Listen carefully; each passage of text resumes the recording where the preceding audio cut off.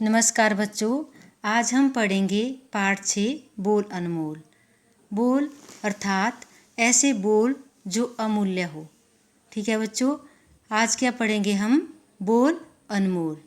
चलिए अब हम पाठ पढ़ेंगे, तो सभी बच्चे अपनी किताबें निकाल कर मेरे साथ पढ़ेंगे और जहाँ जहाँ मैं पढ़ूँगी अपनी किताब पर उंगली रख कर मेरे साथ पढ़ेंगे। ठीक है बच्चों, तो चलिए पाठ स्टार्ट करते हैं। पाठ क्या है? बोल अनमोल। पाठ परिचय है बच्चों।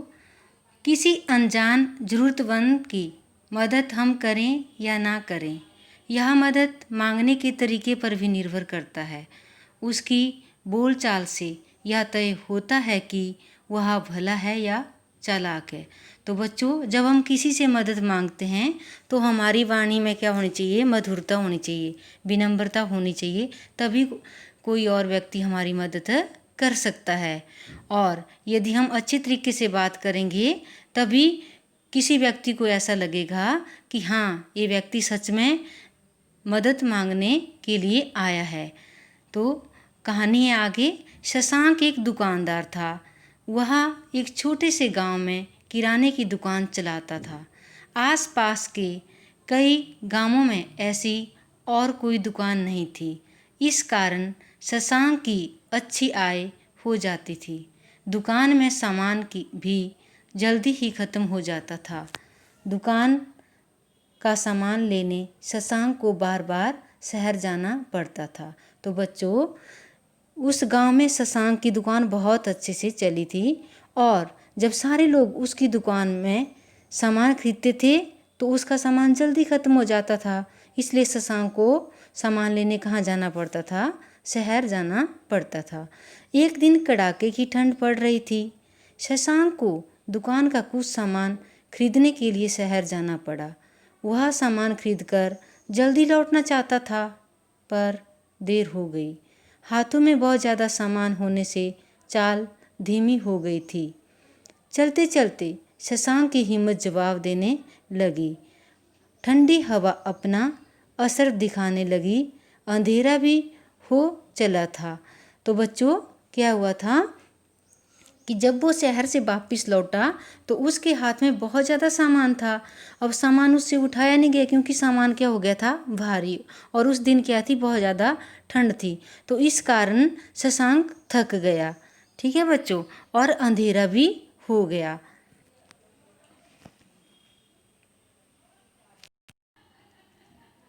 ठंड, हवा और अंधेरे के कारण शशांक बहुत घबरा गया। वह ठहरने के लिए जगह ढूंढने लगा। उसने इधर उधर नजरें दौड़ाई। उसे दूर एक झोंपड़ी में रोशनी दिखाई दी। उसके कदम उस झोंपड़ी की ओर बढ़ गए। तो बच्चों, क्या हुआ कि ठंड लग रही थी उसे, तो वो घबरा गया और उसे एक झोंपड़ी में रोशनी दिखाई दी। वह झोंपड़ी की ओर चल पड़ा।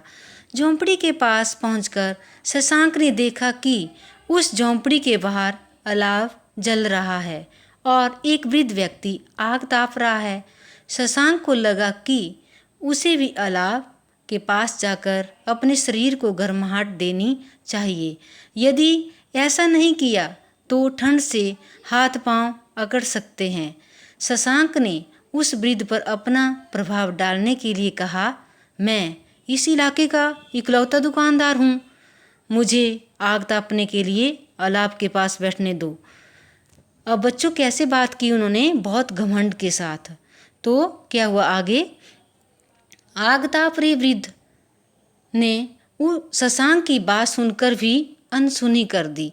अब उन्होंने क्या किया कि उसकी बात को क्या कर दिया? अनसुना कर दिया। उसने शशांक को ना बैठने को कहा, ना वहाँ से चले जाने को। शशांक को लगा कि अब उसे इसी ठंड में घर जाना पड़ेगा। क्यों नहीं बात उसकी सुनी? क्योंकि उसने कैसे बात की थी? घमंड से, विनम्रता से नहीं की थी। थोड़ा आगे जाने के बाद वह कुछ सोचकर वापस लौटा और विनीत स्वर में बोला, बाबा, मैं ठंड से कांप रहा हूँ, मुझ पर दया करें। मुझे अलाव के पास बैठने दें ताकि मैं अपने आप को इस ठंड से बचा सकूं। मैं हमेशा आपका आभारी रहूँगा।